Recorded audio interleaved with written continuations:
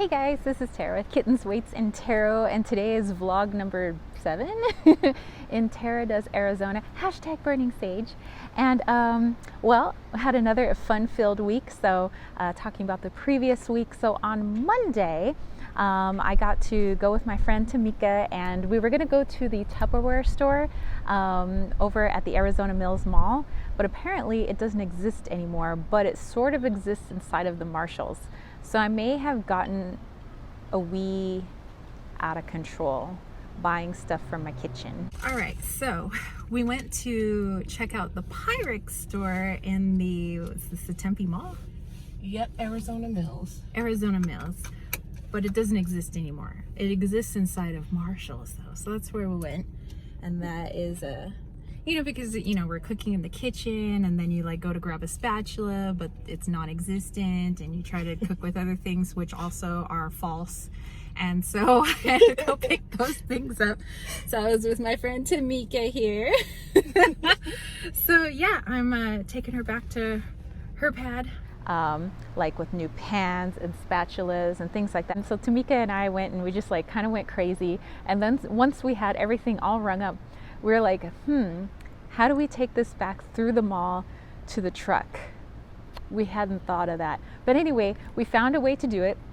It just required, a whole lot of creative holding of the bags. But anyway, we ended up having a lot of fun. And my kitchen feels a lot better. Okay, also, I will say, people have warned me, and they said there's a lot of bugs in Arizona of all kinds, right down to your scorpions, which I haven't really seen a scorpion out here, and I'm not really too afraid of scorpions because I kind of grew up with those when I would spend my summers in the desert, in the high desert. So I'm familiar with the scorpion, but it's these little tiny bugs that are kind of like roaches, but they're not roaches. And it's like there's really nothing in the apartment. Everything's clean, vacuum all the time, sweep every day, multiple times a day, clean the countertops every time I use something, all the food is put away. It's like, what are you after? And so these little teeny things come raining out all over my floor. So I was like, okay, I don't want to poison myself by leaving poison out, for things. And sometimes, other things might come in and I'll inadvertently kill those, and I don't really want that to happen. So I was trying to find something humane that would just like kind of keep them out of my apartment. And so I was looking up, and so certain bugs and cockroaches and things like that, they don't like certain essential oils. They don't like lavender and citrusy scents and eucalyptus. So I was like, they've gotten to the wrong house. So I dealt with my buggy friends, and we've had much success. Okay guys, I'm on the floor of my kitchen, and we have like these little bugs, and I was trying to figure out a way to get rid of them naturally. I found bugs and cockroaches and stuff like that don't like the smell of citrus, lavender, or eucalyptus. So they done effed with the wrong apartment, because I got nothing but essential oils, baby. And so I put lavender and eucalyptus in here. They got real pissed off. A lot of them went to Buggy Heaven. Also, I will say that I'm super stoked that there are so many Middle Eastern options, Mediterranean food options. Okay, I come from a part of San Diego in Spring Valley where we have a high Chaldean population. So we have a lot of Iraqi people, and I love, let me say, Iraqi food. Okay, dolma is one of my favorite. I love, there was a place called Sahara's, which I used to eat all the time. I would get the Sahara fries, so good. But anyway, eat all kinds of, Middle Eastern food. A lot of times my students' parents would make stuff. We'd have a party, at the end of the semester or year or whatever it was. So up here, there is a high Indian population as well as Irani population. I am super excited about all the food here. And so far, I love a place called Haji Baba's. Princess is also good, but I'm gonna make my way through Tempe, and then we're gonna make our way through Mesa. And that's what we're gonna do. All right, on Saturday, I got to go to a place that was referred to me by my friend Annette over at Refined Project Life. And she talked about a place called Hole in the Rock, which is near downtown Tempe, near Mill Avenue. And I was like, okay, I'll go check it out. Literally, it's a giant hole in the rock.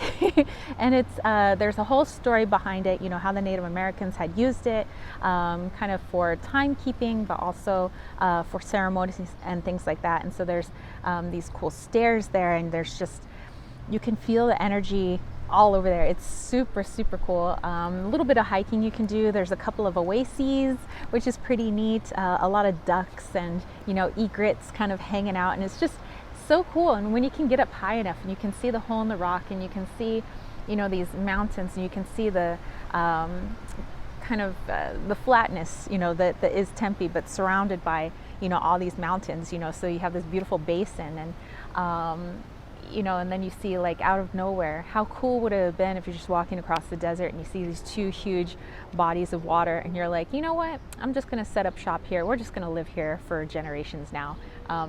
No need to keep on walking. We got water right here. So, but it was really beautiful. Okay, on Sunday, I went to a place called Twin Buttes Cemetery. And actually, we were looking for the Double Buttes Cemetery. So I was like thinking like twin, double. It's like the same thing. So went over to Twin Buttes Cemetery, but it was very interesting because for the most part, there aren't any headstones. And there was all these signs saying that above ground headstones were really not allowed, and no ornamentation, no decoration was allowed in the cemetery. I was like, that's interesting. So what it is there's it's all gravel, and I think at one point it used to be grass with a lot of trees, but now it's just gravel. There's not even a groundskeeper. It's just open 24/7 now. And there will be like a little metal thing with like the person's name and then the day they died. But there's a lot of John Does in the cemetery. And there's like a whole section that's like a baby section, and there's a section, for the adults. And the ones that do sort of have a placard, not necessarily a headstone, they're handmade. Like you could tell somebody made them out of, like it's written in marker or something like that.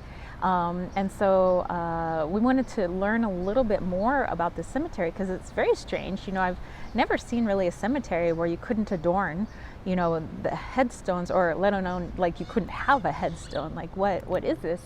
So I went browsing on the interwebs, and there was some news segment on YouTube or something. It was like recorded, and then later they put it on YouTube, but it was from the 80s. It was a news segment from the 80s, so it looked totally different. There was like grass and trees and everything, and there was this priest that came to kind of do blessings for the people that were being buried there. And basically it's for people that, for the most part, not everyone there, but for the most part, don't have anybody to look after their graves, or couldn't afford a plot, or they just couldn't be identified. Nobody knew who they were, so there wasn't anybody to identify them, so they have a John Doe grave.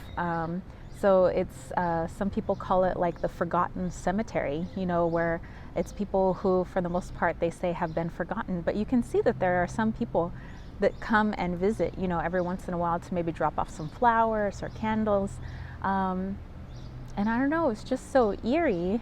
And I was trying to send energy to the people there, that it was just like they were off in this part of town in gravel, and so, I don't know, unceremonial, like, and I do believe in honoring the dead, and although I believe that, for the most part, spirits don't just hang out at their graves all day. They're where people are, that they want to communicate. But I don't know. I just thought it was interesting, so I decided to send as much healing and energy to the people that were there, because I did feel that there were a few that were just kind of like, who are you, So, but very interesting. I'm really enjoying seeing things that are off the beaten path, and all the uniqueness that is Tempe and the surrounding areas here, in Chandler and Mesa and Gilbert and stuff like that. But yeah, so that was an interesting thing that I came across. And I do like to go to cemeteries. I do like to help. It's not just I know that some people like to get all spookied out, or whatever, but for me, I like to work with spirit. And yes, it's interesting when you're like, oh, there's like spirits here, but really I do want to help them. I do. If there are some that want help moving on, they're a little lost, I want to help them with that. Or if they ever like, hey, I just need to talk to somebody, I want to help them with that. And actually there is a spirit that's in my apartment, and and I will talk about that one in the next vlog, because that was this week, so I'll talk about it in next week's vlog. But yes, I have a resident spirit named Martha, so we'll talk about her next time. But anyway, that's it, you guys. That was everything in vlog number 7, everything that happened last week. So yeah, lots of good times, and I'm having a lot of fun here, and I have yet to go in that pool. I need to hit up the pool, and there's no need for them to warm the pool here because the sun does a great job of that. But anyway, I will catch you guys later. If you dug this, don't forget to give it a thumbs up. Don't forget to click subscribe, and don't forget to click that ding ding ding notification bell for more videos just like this. And if you want to catch a reading from me, head over to www.kittensweightsandtarot.com. And if you want to learn more about Mayan astrology, which a lot of people have been asking me questions over on the Instagrams where I do my daily Mayan reading, you can hit me up over at my Leon Mystery School at kittensweightsandtarot.com. All that information is down below. I am the teacher of Mayan astrology, but we have many other teachers teaching everything from crystals and love spells and working with the ancestors and past life reading and things like that. But all of that is below, and I will catch you guys later. Peace, love, and chicken grease. Peace out.